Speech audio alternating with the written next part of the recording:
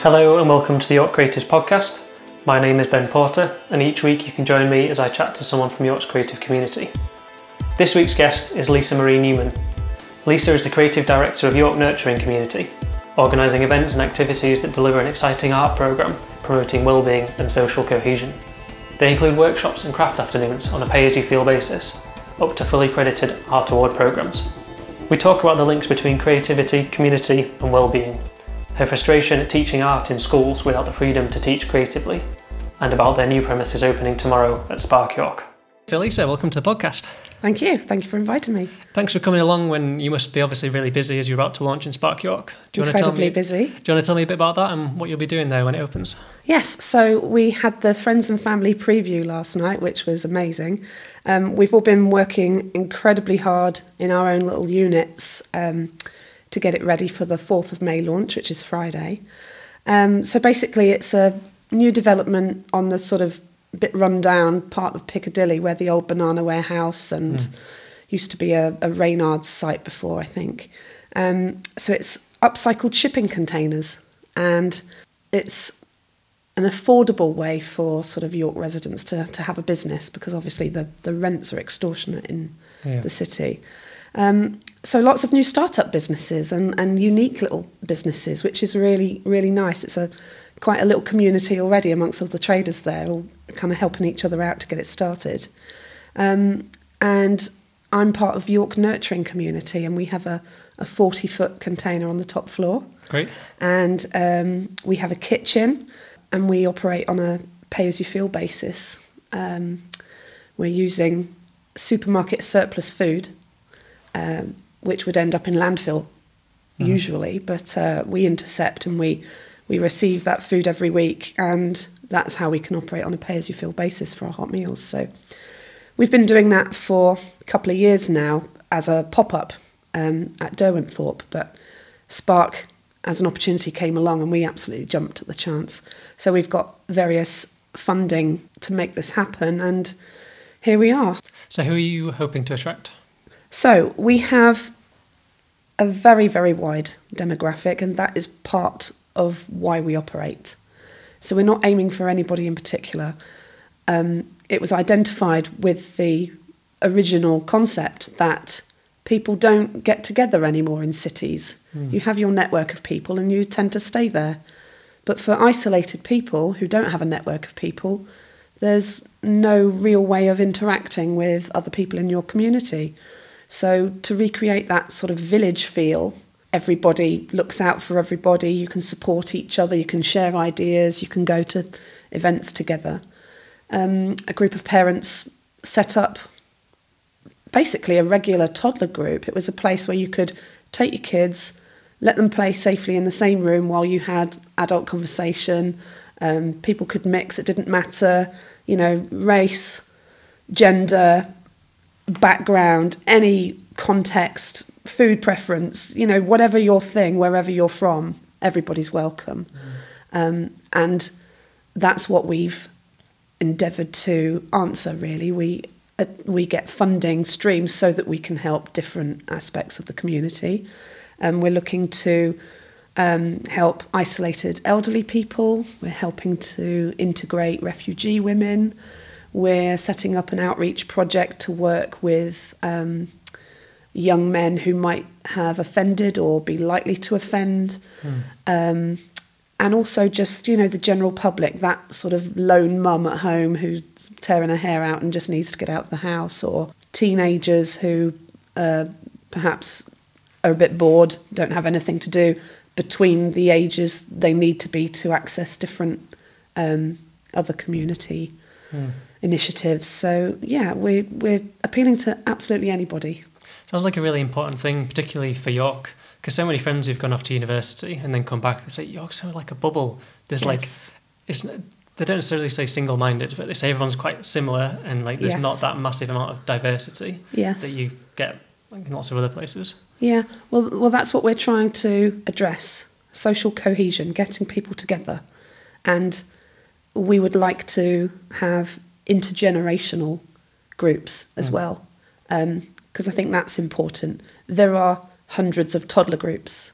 There are hundreds of elderly, over 50, over 60 groups, but there are none where you can do that all in one place. So we want it to be a social hub, if you like. Come along and do one of our many workshops. We do arts workshops, drama workshops. I do pretty much anything I can that's creative, but it's all about inclusion. So you don't have to be an artist to do one of my creative workshops. You just have to have an interest in taking part and meeting other people. So tell me about what you did before this, because you were a teacher, is that right? Yes, that's right. I've always wanted to be a teacher. That's all I ever wanted to be growing up. I've always been arty-farty. I've had a pencil in my hand for most of my life and just created stuff. So I went through school, college, university, teacher training, got a job straight away, and I've been a teacher for 20 odd years at secondary level. Unfortunately, I was made redundant a couple of years ago, and which was a massive shock at the time because I was quite complacent and thought that my career was safe as a teacher. But it turned my life upside down at the time, and I was at home with time on my hands and a 4-year-old, and I went along to York Nurturing Community, as it was then, just to meet some people, and just fell in love with the place. It was really informal, and cup of tea, chat, people were welcoming, met all sorts of different people, different ages. My little boy immediately went and played with the toys and with all the other kids. And I thought, do you know what this place needs is some creative workshops. They had massage going on, they had mindfulness classes, they had healthy eating stuff, and I just thought I could bring my skills here. So had a chat, and here we are. It definitely links up quite a lot. Like, you do find people who work in creative stuff often have a link with kind of wellness and well-being and those kind of things. Absolutely. And I think now more than ever it's really important because people are struggling. Normal people are struggling, and you kind of get wrapped up in your own life and thinking, oh, I'm finding being an adult and having kids hard, or I'm finding the 9 to 5 hard, or whatever. And actually, when you talk to other people, they are too. So that's the point. Get together with other people and have a good old moan about your problems that day, and they can say, oh, I know a good person who can help you out there, or have you tried this, or whatever. And it's all of that sort of sharing. And in the sort of creative aspect as well. So many people who might not consider themselves to be creative, but quite happy to sort of sit there and take part in an activity and just relax and lose themselves in the moment and chit-chat to other people. And I've found a very, very positive response to all of our creative workshops that we do, yeah. It's an interesting thing, people labelling themselves creative or not creative, because often it's just that mental block, and they can do it. Absolutely. And I find with young children especially, they are all creative. Absolutely. They have that sort of no inhibitions and happy to stick things, colour things, cut things, and they just crack on. And it seems the older we get, we start to say, I am okay at that, I am very much not okay at that. And I think maybe schooling does that to some people. Creative doesn't need to mean I am good at art or I am not good at art. Creative can be ideas. Yeah. Creative can be reading or poetry or conversation. You know, it can apply to so many different things. It's learning to have a go at things that you don't think you might be able to do straight away. Absolutely, absolutely. So tell me about your classes then. If I was coming along, what would I be learning? What would the experience be? So we have a wide variety of classes, and as I say, under the umbrella of creative, that could be cookery, it could be gardening, or it could be your traditional sort of art and drama. We do a series of drop-in classes, and even just our toddler group, we have creative activities as standard. There's always something going on, a little making activity or creative play going on. And then there are more traditional creative classes.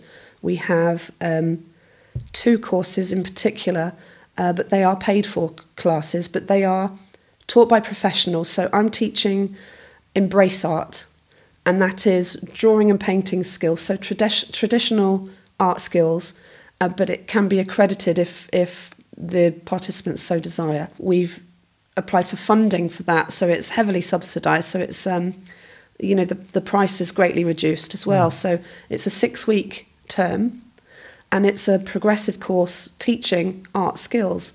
I've really met a lot of people who have shied away from art all of their life, but really wanted to do it. Been told they can't or they're no good, or thought they can't or they're no good. And they're in their 40s, 50s, 60s, and then thought, hang on, I'm just going to try that. And they've absolutely flourished. So that's what we're trying to do with the arts course. We also have lots of other drop-in sessions. We have a craft and noon on a regular basis. Cool. So you can bring your own craft to that, but also I lead a craft activity. So if you just wanted to come along and be creative, it would be a mini mosaic one day, it would be candle modelling another day, soap carving, or felt making or something. So each week would have a different theme should you want to join in with that. Yeah. So most of our courses available are with the pay-as-you-feel option, like our hot meals are. So if you think that that's been a fabulous afternoon and you've really learnt something and you've enjoyed the company, pay what you feel it's been worth to you. If you're on a budget and you found it hard that month, don't pay at all. Pay when you next come along a little something. So it doesn't exclude anybody, on a socio-economic basis. If you can't afford it, please come along anyway. We want to see you. We want to have a chat. We want to share this creative process with you. It's meant for everybody. So that's why the pay as you feel is really quite important. Yeah, it's a really good thing for the community to have. It does seem like there's quite a lot of opportunity in York when people kind of go looking for it. Yes. What would you say is one of the problems that the York creative scene is facing at the moment? I think it can be quite niche, and I think it can be quite, like you were saying about the bubble effect. There's an art scene, but people who don't consider themselves to be artistic won't partake in that.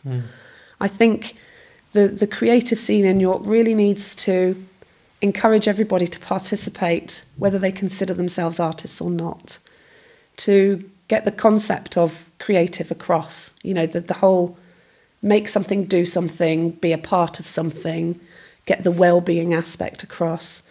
And I think everybody needs to really collaborate and sort of share that. I find sometimes that it can be quite highbrow and quite snooty sometimes, which I don't think is helped by that painting programme on a Sunday with the 3 judges on it. Have you seen that?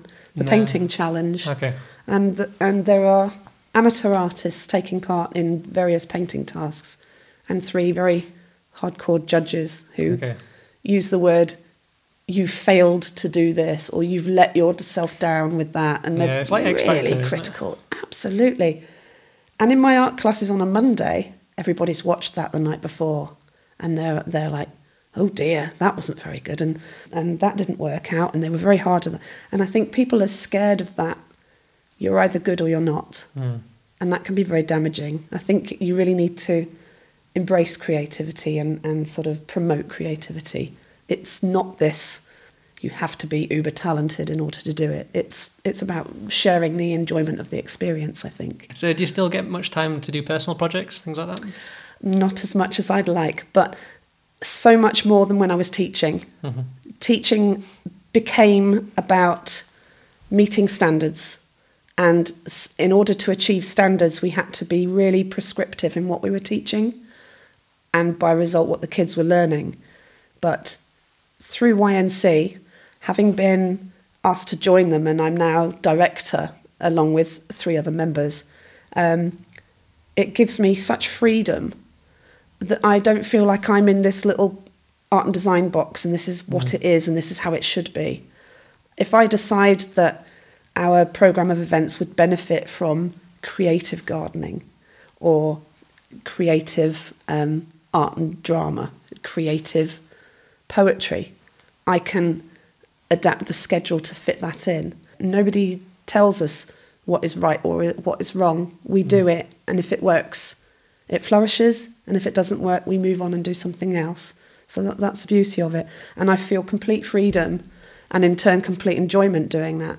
So much more so, I take part in what I do Rather than when it was in the classroom, I was saying, and now do this, and now do that, and now do that. I can demonstrate a lot more. I can take part in the thing a lot more. Putting the creativity back into teaching. Absolutely, absolutely. And, you know, I'm doing it along with them and enjoying the process with them. And we're finding solutions together and coming up with ideas together. And that's the beauty of it. I sort of am being creative all the time. And then at home, my thing to do is I'm a mosaic artist. Okay, cool. In my spare time, which I have very little of at the moment. But I like to do mixed media mosaics. So it's not just squares and plonking things in a grid.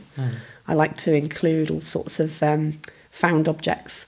I like bones and dolls' heads and sort of rusty scissors and quirky things like that. Great. And I like to include them and sort of tell a story in the images that I'm putting together. So that really suits my sort of magpie tendencies of collecting weird objects and hoarding art materials.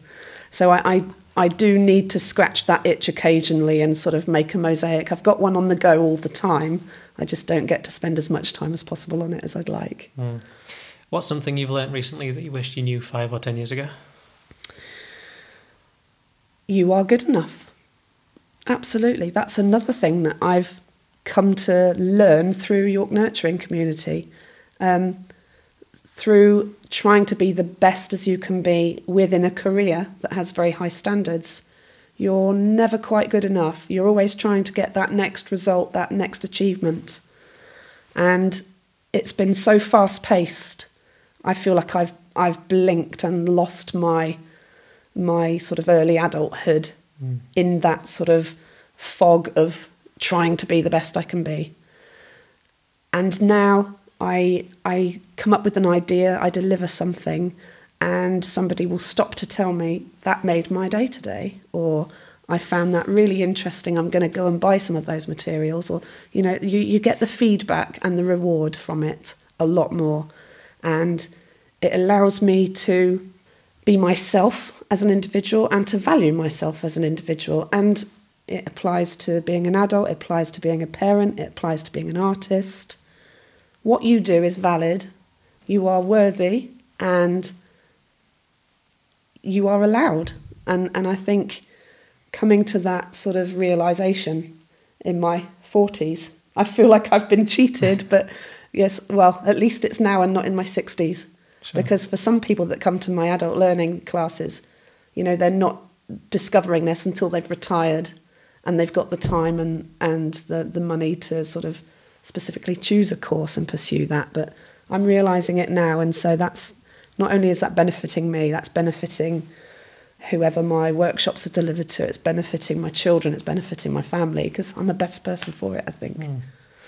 Well, I can't think of a better note to wrap up on that. Thank you. If people want to get in touch with you, what's the best way for them to do that? You can find us on Facebook. So we are www.facebook.com/ync.org.uk. Cool. Or our website, www.ync.org.uk, or come and see us at Spark. Have you got Spark any particular artwork on the outside of yours? Oh. I made the sign. Cool. With our logo painted on it. There's chalkboard lettering inside and all the signage, which I've done. No artwork as yet, but we've literally only just got a kitchen, so the artwork is to follow. Okay, cool. We're hoping to get a mural on the outside. We have a young artist come and do a painted floral mural inside. Oh.